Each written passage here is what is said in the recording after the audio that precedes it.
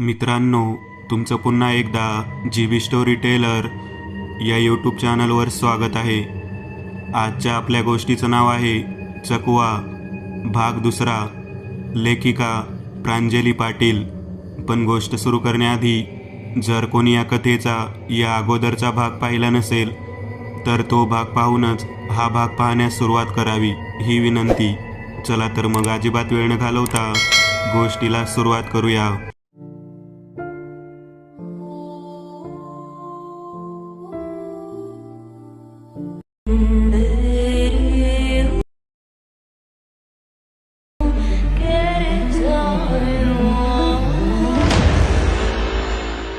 रमाबाई, काय पण मी तर काय, मला नाही मिळाली मुक्ती.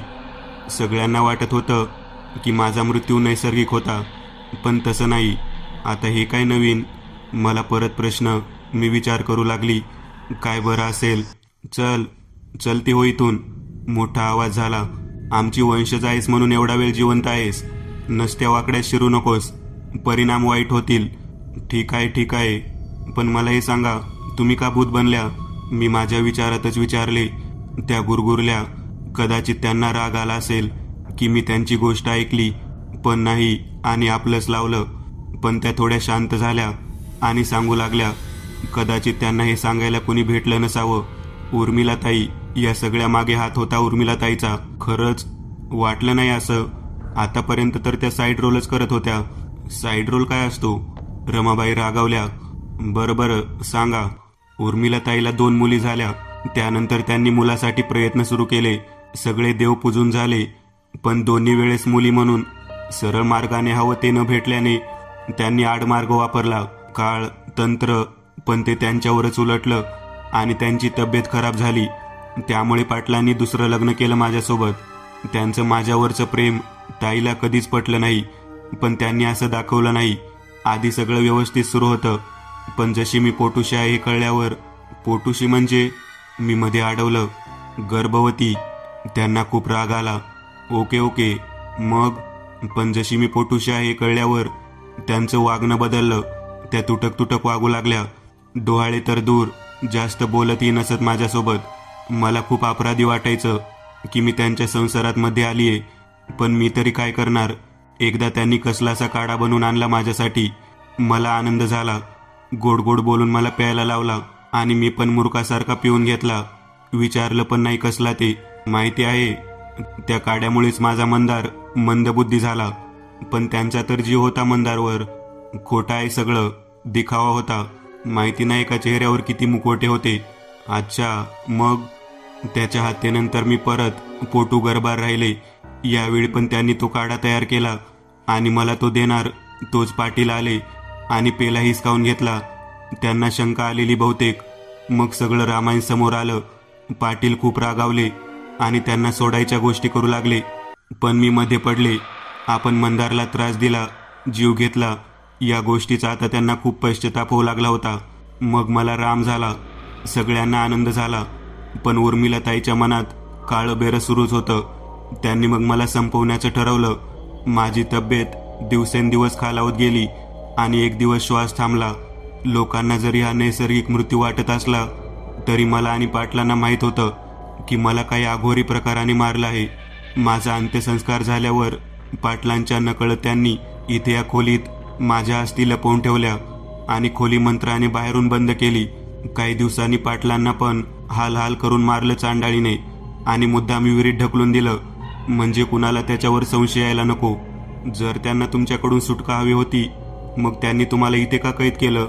सुडाची भावना, जिवंतपणी पण त्रास आणि मेल्यावर पण त्रास. मन भरलं नसावं त्यांचं. मग कळलं की काही गावकरी पण यात सहभागी होते. आता मात्र आमचा संयम सुटला आणि आम्ही दोघांनी मिळून आता गावाला त्रास द्यायचं ठरवलं. मग ताईला भीती वाटायला लागली त्यांच्या जीवावर बेतण्याची, म्हणून मग त्या गुरुमावलीजवळ गेल्या आणि त्यांनी मदत केली. माझा राम खूप लहान होता ग. त्या चेटकिनीने त्याला खोटं नाटं सांगून वश केलं. पण मंदारचं काय? तो कुठे आहे? तो विहिरीत असतो. इथून तिथपर्यंत एक गुप्त रस्ता जातो, तिथे आम्ही भेटतो. का आम्ही भेटू पण नाही का? परत राग. तसं नाही, गुप्त रस्ता का? तुम्हाला भेटायला म्हणून. माहिती नाही त्या पण विचारात पडल्या. हे पाहून मी गुप्त रस्ता कसा उघडतो याचा विचार करायला लागली. मला एका कोपऱ्यात एक खुंटी दिसली. ती नक्कीच त्या दाराची कळ असणार हे मला समजलं. मी तिथे पोहोचणारच की रमाबाई विचारातून बाहेर आल्या. आता परत त्या आपल्या भूतरूपात वापस आल्या. काय ग सटवे, मला विचार करायला लावून घाव घालणार होतीस ना? हा असा लोकांना त्रास देऊन काय मिळणार आहे? मुक्त व्हा, मी मदत करेन तुम्हाला, मी म्हटलं आणि आवासून पाहू लागली. इतकी हिंमत आली कधी माझ्यात असं बोलायची? रमाबाई पण हाच विचार करत होत्या बहुतेक. असं तर गुरुमाऊली पण आहे तुझ्यासोबत. ठीक आहे, आता तुझा अंत आलाय, आता नाही सोडणार तुला. मग तू माझं रक्त असलीस तरी. त्यांनी माझ्यावर झडप घातली तशी मी मागे सरकून फटकन त्या खुंटीजवळ सरकली. मला वाचण्याचा एक मार्ग होता, तो गुप्त रस्ता. मी खुंटी ओढली, काही झालं नाही. मग मागे पुढे करून पाहिलं, काहीच नाही झालं. रमाबाई मोठमोठ्याने हसू लागल्या. अरे उघड ना. मग मला पण राग आला आणि मी एक बुक्की मारली खुंटीवर. त्या सरशी ती आत गेली आणि रस्ता उघडला. मी पळत सुटले, पण खूप अंधार असल्याने काही दिसत नव्हतं. मला आठवलं की गुरुमाऊलीने मला एक छोटा डोक्याला लावायचा टॉर्च दिला होता. मी तो काढला, बेल्ट डोक्याला लावला आणि समोरचं दृश्य पाहून माझ्या हृदयाचा ठोका चुकला. एक अकराळ विक्राळ साप माझ्या समोर फणा काढून उभा होता. मी जोरदार ओरडले आणि पळायचा प्रयत्न करू लागले, पण व्यर्थ. सापाने मला विळखा घालायला सुरुवात केली, अजून घट्ट. गळ्यापर्यंत आल्यावर आता मला माझा अंत दिसू लागला. मी डोळे मिटले, तोच माझ्या मुखातून स्वर निघू लागले, ओम आस्तिकाय नमः, ओम आस्तिकाय नमः. आणि सापाची पकड ढिली झाली. साप शांत झाला आणि निघून गेला. मी मात्र चळाचळा कापत होती. एवढा मोठा, थंडगार, घाणेरडा साप मला गुंडाळला होता. मी मटकन खाली बसली. आता मात्र मी खूप घाबरली. पुढे जायची हिंमत नव्हती होत. पण गुरुमाऊलीचा आवाज कानात गुंजला, भिवू नकोस, मी आहे तुझ्यासोबत, तुला काही होऊ देणार नाही मी. आज याचा सोक्षमोक्ष लावू आपण. उठ बाळा. मला धीर आला तशी मी उठली, पण पाय लटपट करत होते. पुढे जाऊ लागली. वाटेत खूप जाळे पसरले होते, विंचू पण होते. मी अर्धा वेळ ओरडतच होते. मला खूप तहान लागली होती आणि आता मला कळलं की मी कशी मरणार, विहिरीतलं पाणी पिऊन. पण माझा निर्धार होता आणि गुरुमाऊलीने मला पाणी पिऊ पण दिलं नसतं. मला कळलं की रमाबाई शांत का आहेत, मला त्रास का देत नाहीत. कारण मी मरण जवळ करत होतीच, तर त्या का त्रास करून घेतील. जशी मी विहिरीजवळ पोहोचली तशी मला मंदारची छाया दिसू लागली. आता पुढे काय, असा विचार करतच असताना रमाबाई म्हणाल्या, जा पी पाणी. ओरडून ओरडून तहान लागली असेल ना.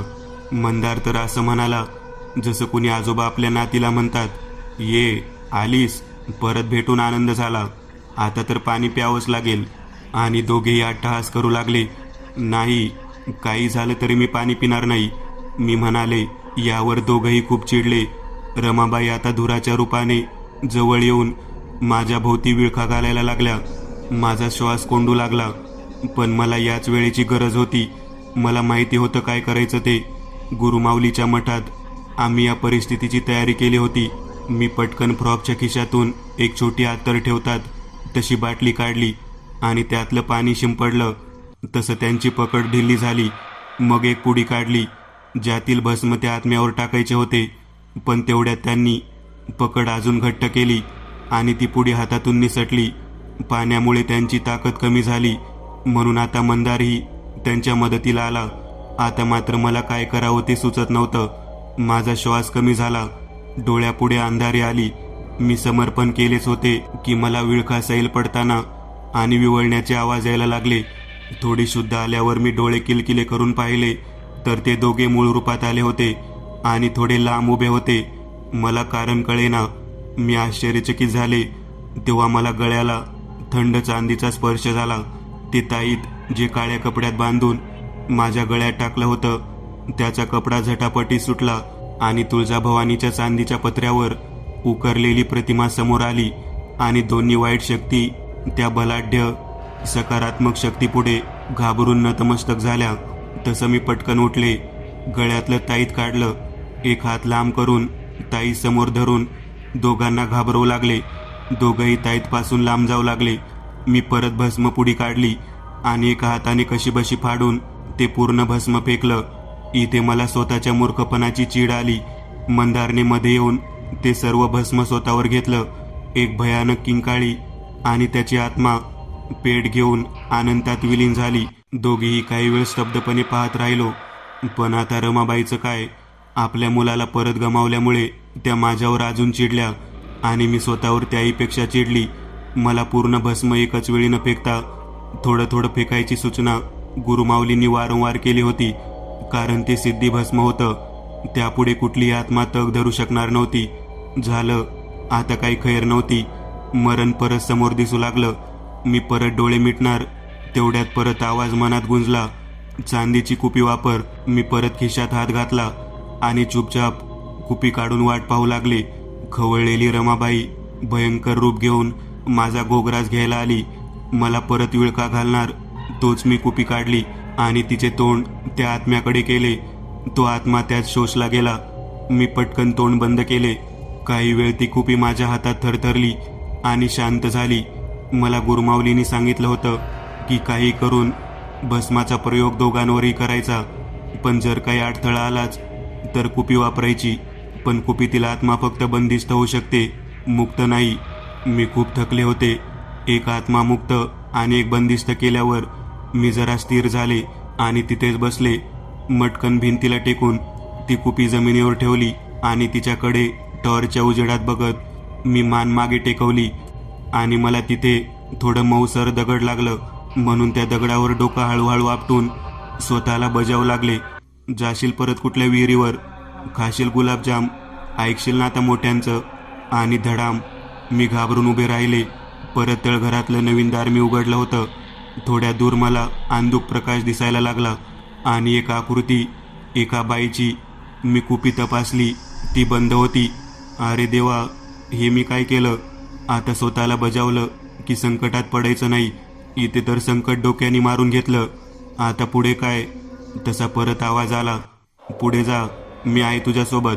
मी एक दीर्घ सुस्कारा सोडला. ठीक आहे, आता पाय कुऱ्हाडीवर मारलाच आहे तर याचा पण सोक्षमोक्ष लावून जाऊ. गुरुमाऊली सोबत आहेतच माझ्या. आता जे नशिबात असेल ते होईल, असा मनोग्रही करून मी पुढे निघाले, एक अपरिचित प्रसंगाला तोंड द्यायला. गुरुमाऊलीच्या आशीर्वादाने आणि आता जो पराक्रम केला त्यामुळे मिळालेल्या आत्मविश्वासाने मी पुढे निघाली. जसजसं ते जवळ येऊ लागलं तसतसं माझे हृदयाचे ठोके वाढू लागले. मी लढाईसाठी सज्ज झाली. ही गोष्ट वेगळी होती की माझ्याजवळ लढाईसाठी हत्यार संपले होते. पण माहिती नाही का, मनाला शांतता मिळत होती. भीती संपली होती. समोर एक मोठा लोखंडी दरवाजा होता, ज्यावर एक स्त्री दोन्ही दरवाजाच्या मधोमध उभी होती. दरवाजा उघडल्यावर तिचे अतिशय कलात्मकरित्या दोन भाग झाले. ही ती स्त्री जी मला दुरून दिसली. माहिती नाही कशाने बनवली होती, पण दुरूनही ती पूर्ण आणि प्रकाशित दिसत होती. मग मलाच लक्षात आले की जरी ते ऑक्सिजन आहे तर प्रकाश पण असेल, आणि तसंच झालं. पण आता या दारामागे काय असेल? जाऊ की नको, मी विचार करू लागले. मग निर्णय घेतला. हळू सावधानतेने दार उघडलं आणि पटकन ताईत पुढे काढून ठेवलं. पण तिथे लढाईसाठी काहीच नव्हतं, आणि जे होतं ते पाहून तर माझे डोळे दिपले. पूर्ण खोली सोन्याच्या झळाळीने प्रकाशून गेली होती. मी भान हरपून पाहू लागले. कुठल्या लोभाने अथवा लालसेने नाही, तरी तिथे असलेल्या आखीव रेखीव आणि प्राचीन घडणीच्या कधी न पाहिलेल्या वस्तूमुळे खजिना, हो, मला सापडला. प्राचीन खजिना, माझ्या पूर्वजांनी जमवलेला. पूर्ण खोली काशाच्या रेखीव हंड्यांनी भरली होती, ज्या सुवर्ण मुद्रा होत्या.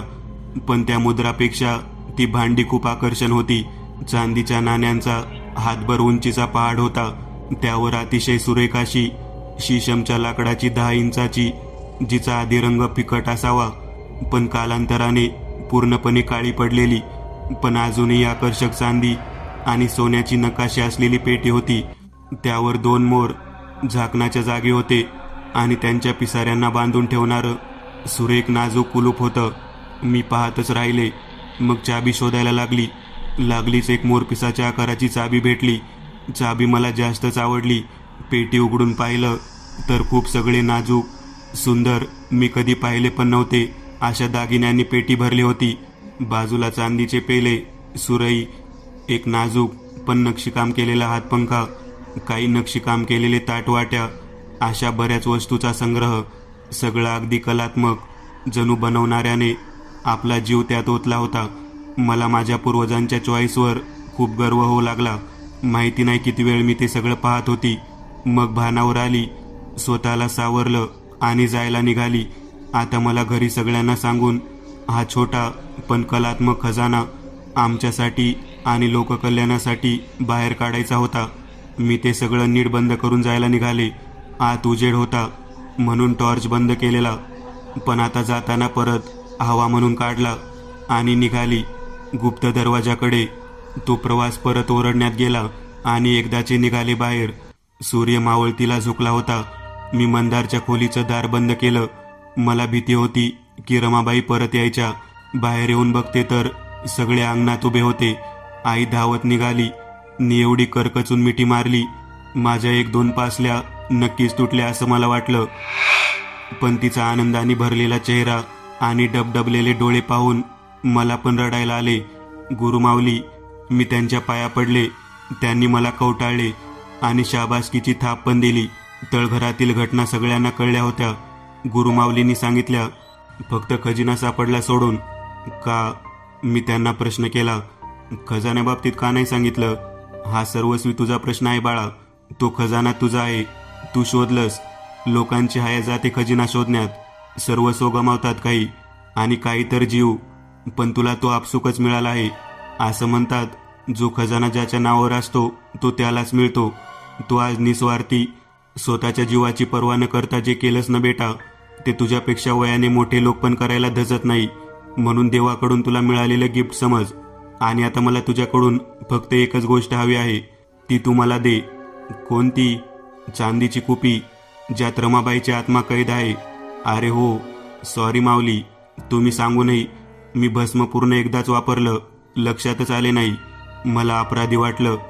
काही हरकत नाही बेटा, तू जे केलंस ना आज, ती खूप धाडसाची गोष्ट आहे. बस हे महत्वाचं. आता कुपी दे लवकर. हो. मी खिशे तपासले. अरे कुठे गेली कुपी? इथेच तर ठेवली होती. कुठे गेली? मी दोन्ही खिशे तपासू लागली, पण व्यर्थ. ती नक्कीच तळघरात कुठेतरी पडली असणार. मी खूप घाबरली. घाबरत माऊलीकडे पाहिले. त्या समजून गेल्या. त्यांना राग पण आला असेल, पण त्या सिद्ध स्त्री असल्याने राग गिळून पण घेतला. आता काय करायचं? काही हरकत नाही. जेव्हा खजाना वर काढायला जाशील तेव्हा शोध. ठीक आहे? हो नक्की. सगळ्यांचा निरोप घेऊन त्या निघून गेल्या. सगळे मिळून आम्ही आत आलो. बायकांनी जेवणाची तयारी सुरू केली. मी सगळ्यात पहिले जाऊन आंघोळ केली. त्या सापाचा स्पर्श अजूनही अंगावर जाणवत होता. आजीने सगळ्या लहानग्यांना देवघरात बोलावले. दिवे लागणी झाली. आम्ही आरती केली. देवाला नैवेद्य दाखवला गेला आणि नंतर आम्हाला. सगळे खूप भुकेले होते, कारण माझ्या काळजीपोटी त्यांनी पण काही खाल्लं नव्हतं. मग सगळे आवरावर करून सगळे मागच्या अंगणात जमलो. सगळ्यांना घटना सविस्तर जाणून घ्यायची इच्छा होती, म्हणून मी सगळं सविस्तर सांगितलं. उर्मिलाबाईची अघोरी करणी, कसं तिने रमाबाईला छळलं, कसा मी गुप्त दरवाजा शोधला, कसं त्या सापांनी मला जकडले, सांगताच आईने पण मला जकडलं. मी कशी सुटले, मग कसं भस्म फेकलं आणि भस्म संपल्यावर रमाबाईला कुपीत कसं कैद केलं. सगळे भय, आश्चर्य आणि कौतुक मिश्रित नजरेने माझ्याकडे पाहू लागले. आता खजान्याबद्दल सांगायची वेळ आली. मामा, मी मामाला उद्देशून म्हणाले, तिथे रमाबाईला कैद केल्यावर मला एक गुप्त खजाना सापडला. खजाना मोठा नाही, पण मौल्यवान असावा. काय? सगळ्याच्या तोंडून उद्गार निघाले. आतापर्यंत जे काही मी सांगितलं, त्यावेळी जे आश्चर्य वाटलं, त्याहीपेक्षाही आश्चर्य आणि कौतुक सगळ्यांना आता वाटत होतं. मी पण ऐकून होतो की आपल्या वाड्यात खजाना आहे. जुन्या वाड्या सहसा असतो तसा, पण मी कधी मनावर घेतलं नाही. का? सगळ्यांना प्रश्न. का काय का? माहीत आहे ना किती लोक खजिनाच्या हव्यासापोटी आपला जीव, नाती गमावून बसले आहेत आजपर्यंत ते. आणि तसंही मला खजिन्याचा मोह नव्हताच. असं म्हणतात, खजाना तुम्हाला शोधतो, तुम्ही खजान्याला नाही, तरच तो लाभी असतो. मामी, आई आणि आजीला मामाचा राग पण आला आणि कौतुक पण वाटले. ठीक आहे, आता गोष्ट निघालीच आहे. तर खजिन्याचे 2 वाटे होतील, एक आपला आणि एक गाव आणि गुरुमाऊलीच्या मठाचा. मान्य. सगळे काकू हो नाही करू लागले. तसं मामा म्हणाला, ही गोष्ट विसरू नका की गुरुमाऊलीचं संरक्षण होतं म्हणून आपण तो पाहू शकतो. जर मी एकट्याने शोधायचा प्रयत्न केला असता तर नक्की जीव गेला असता माझा. या वाक्यासरशी सगळे भानावर आले आणि एकमताने तयार झाले. चला आता झोपायला. सगळे आज ओसरीतच झोपू. सोबत. ठीक आहे? हो. सगळे आधीच घाबरलेले होते. मामानी म्हटलं, सगळ्यांनी सोबत राहायचं. तसं सगळे निवांत झाले. त्या रात्री कुणाला झोप नाही लागली. मामा पण चिंतेत होता. दुसऱ्या दिवशी काही विश्वासू साथीदार आणि मला सोबत घेऊन मामा तळघरात गेले. तिथे गेल्यावर मी पहिलं काम केलं ती कुपी शोधण्याचं. सगळ्यांनी मदत केली पण व्यर्थ. कुठे गेली होती कुणास ठाऊक. आम्ही वर आलो. मामानी खजिन्याची योग्य ती काळजी घेतली आणि लिलावात सगळा चांगल्या किमतीत विकल्या गेला. दुसऱ्या दिवशी मठात गेलो. कुपी न सापडल्यामुळं माऊली थोड्या काळजीत होत्या, पण यावरही तोडगा काढला त्यांनी. ती विहीर पूर्णपणे बुजवण्याचा आणि तिथे खूप सगळे झाड लावून जंगल तयार करायचं, म्हणजे तिथे कोणी जाणार नाही, कमीत कमी खोदकाम करणार नाही याची दक्षता गावाने घ्यायची. कारण जर ती विहीर खोदल्या गेली आणि रमाबाई मुक्त झाल्या तर माहीत नाही गावाचं काय होईल ते. कारण त्या मंदारच्या मुक्त होण्यामुळे जास्त भयानक आणि शक्तिशाली झाल्या होत्या. सगळं ठरल्याप्रमाणे झालं आणि वाटणीसुद्धा. गावाने माझा छोटासा सत्कार केला. त्या खजिन्याच्या कृपेने आम्ही करोडपती झालो होतो. या घटनेच्या 3 वर्षानंतर आजी देवाघरी गेल्या. वाड्यातील चैतन्य निघून गेलं. आता वाडा भकास वाटू लागला होता. मामाला पण गाव सोडून शहरात यायचं होतं, एक तर मुलींच्या भवितव्यासाठी आणि दुसरं तो मेकॅनिकल इंजिनियर होता. त्यालाही स्वतःचं काही करायचं होतं, बिझनेस करायचा होता. शिवाय माझ्या आणि सविताच्या शिक्षणासाठी आम्हाला कॅनडाला पाठवायचं ठरलं. फक्त दोघींना एकटं कसं पाठवायचं म्हणून आम्ही, म्हणजे मामाचं कुटुंब आणि आम्ही सगळ्यांनी शिफ्ट व्हायचं ठरलं. खजिन्याचा पैसा आणि गावातील वाडा विकून जो खजिना सापडल्याने खूप रगड किमतीत विकला गेला. कॅनडात छान घर घेतलं. बाबा आणि मामांनी मिळून बिझनेस सुरू केला, जो जोमात चालू लागला. 12 वर्षानंतर. प्रियंका, प्रियंका, अगं फोन वाजतोय तुझा, काय करतेस? हो ग, घेतला. ऋत्विकचा आहे. जिजाजींना करमत नाही वाटतं तिकडे, सतत फोन करतात ते. सविता थट्टा करू लागली. तू गप ग. हा बोल ऋतिक. ऋत्विक म्हणजे माझा होणारा नवरा. दोघांचं लव्ह मॅरेज. इथेच भेटलो आम्ही. त्याचे बाबा मोठे बिझनेसमॅन. त्याने आपल्या बिझनेसची पाळंमुळं आता भारतातही फैलवायला सुरुवात केली. एक साईटची पाहणी करायला ऋत्विक भारतात गेलेला. हॅलो, मी मजेत. तू कसा आहेस? काय म्हणते भारतातील वातावरण? अगं खूपच मस्त. आणि ज्या साईटवर मी काम करतोय ना, ती एका गावात आहे. पण खरं सांगतो प्रियंका, एवढं प्रगत गाव तर कॅनडातही नसेल. खूप आवडलं मला. काय निसर्गरम्य वातावरण आहे विचारू नको. आमची जागा गावाबाहेर जंगलात आहे. तिथे झाड तोडणीचं काम सुरू आहे. आधी गावकऱ्यांनी खूप विरोध केला, पण गावाला या प्रोजेक्टनी कसा फायदा होईल ते पटवून दिल्याशिवाय गावातल्या लोकांनाच मिलमध्ये हायर करू असं वचन दिल्यावर तयार झालं. पण तुला सांगतो, एकच नंबर आहे सगळं. आणि जो वाडा आम्ही घेतलाय ना, तो तर राजवाडाच. बस ठरलं, आपण इथेच येऊ हनीमूनसाठी. मी लाजून, अरे हो हो, नक्की तिथेच करू आपला हनीमून. पण त्याआधी तुम्हाला इथे यावं लागेल, लग्न करावं लागेल, मग होईल हो तुमची इच्छा पूर्ण. बस थोडंसं काम बाकी आहे.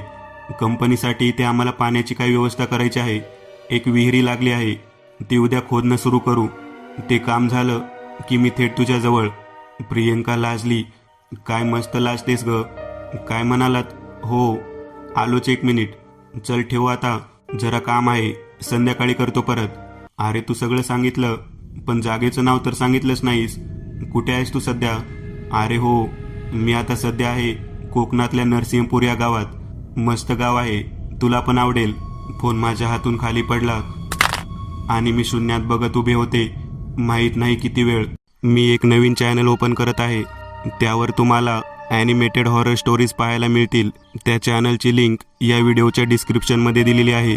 चॅनलला सबस्क्राईब करायला विसरू नका. मित्रांनो, आज पुरतं एवढंच. तुम्हाला जर काही गोष्ट आवडली असेल तर नक्की लाईक करा. तुमच्यापैकी बरेचसे जण व्हिडिओ लाईक न करताच पळून जातात. पण हा जर व्हिडिओ तुम्ही लाईक केला तर मला जरा बरं वाटेल आणि असेच भारी भारी व्हिडिओ बनवायची माझ्यात एनर्जी येईल. त्यामुळे नक्की लाईक करा आणि अजूनही कोणी या चॅनलला सबस्क्राईब केलेलं नसाल तर लगेच सबस्क्राईब करून टाका आणि बाजूची घंटी ती मात्र दाबायला विसरू नका. देवाची घंटी आहे ती. चला तर मग पुन्हा भेटूया अशीच एक आगळी वेगळी गोष्ट घेऊन पुढच्या भागात.